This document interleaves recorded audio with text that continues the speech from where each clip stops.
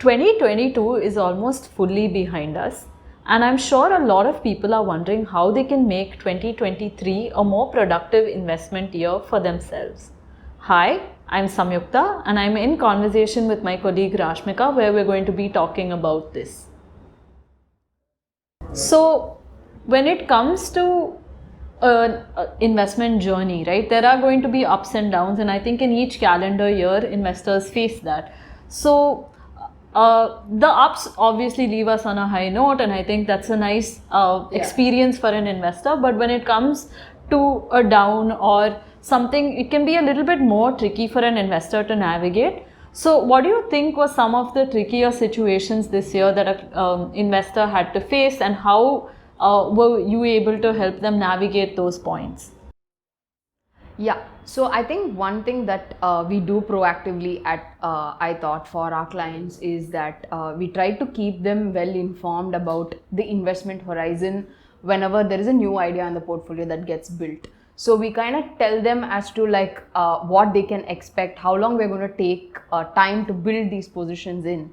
And then obviously there is a lull phase where there will be underperformance. So keeping them prepared for that kind of puts them in a better place.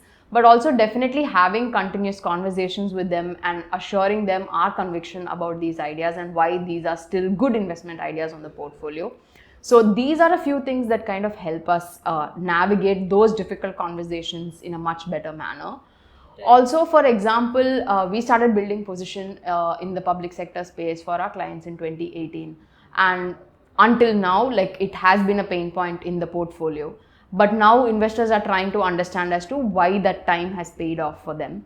So one other thing to be cognizant of is that, like, say if you have 5 to 6 ideas on the portfolio, everything is not going to fire at the same time. Each one of them are going to take their own time and pace. So expecting everything to be performing at all times is a bit unrealistic. So we need to set the expectations right as well. So that is how it is as far as how the year has gone by. But I think let's also focus a little bit on what clients can do to make 2023 better for themselves in terms of, like, you know, setting goals and like setting milestones for themselves, because that is going to help them make the year a lot more better for themselves.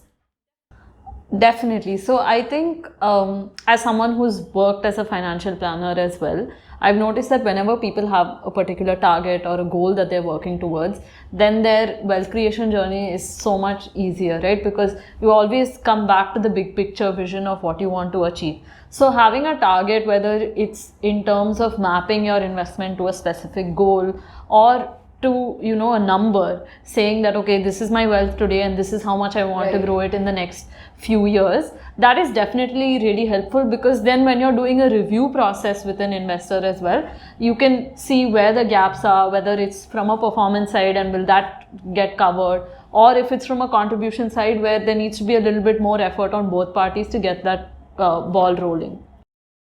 Correct. So one other thing that we noticed, right, is that as your wealth grows, you need to get a lot more streamlined in terms of the taxes as well, because initially probably when your corpus is not so large, you can manage it, but I think when people move up the value chain as well, taxes become an important part. So different people go about managing their taxes differently. So also, like, say if you're somebody who proactively pays advance tax, sometimes there might be an investment opportunity that comes right before advance tax. So ensuring that we maintain liquidity for both your tax payments, as well as not feeling too stressed in the end of the year for making those tax liabilities. Also having conversations with your advisor to understand, like, what are the capital gains that go into your portfolio for the current year and things like that, will kind of keep you prepared for what your tax liability is going to be like, so that you're comfortable there. And at the same time, you understand what additional contributions or how much more you can, you know, put in as your corpus for the year and grow your wealth as well simultaneously. So I think coming to that, you have managed your liquidity well in terms of how much you want to go about managing your portfolio and your taxes.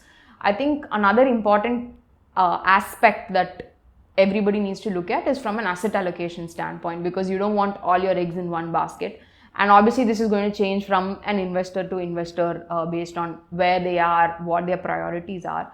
So, how do you suggest that people can like evaluate how their assets should be allocated within like even the whole liquid assets space? So, one thing that you mentioned is about making your advance tax payments, which could coincide with an investment opportunity, Yeah. and then there's sort of like a battle between what is the priority, right? Yeah. So, that's the kind of situation where you would always encourage someone not to be fully invested, because you never know when opportunity is going to knock, and mostly that knock is very fleeting. So you got to get it at that time. Correct. So even if you are an aggressive investor, there should always be a certain amount of liquidity that you maintain for whatever reason, and it's going to come in handy. And that's not like, earning a lower return on that is it's really not worth thinking twice about. But I think 2023 itself is going to be a very interesting year in terms of investing, because I think there'll be an opportunity in fixed income because we are seeing yields go up. You're also going to have opportunities in precious metals, which is something that we have been talking about for years together now, right? And over and above that, liquidity is something where if you keep it handy in a year like 2023, there's going to be nothing like that to top up how your investment performance is going to be. So, to summarize what we have discussed, I think there are 4 key takeaways. The first is to look at what are the investment decisions that went well and that didn't do so well for you in 2022. The second is to set yourself milestones and targets for the year to come. Third is to plan your taxes accordingly. And last is to look at asset allocation as an entire picture for you and see how much assets you need to have. Thank you.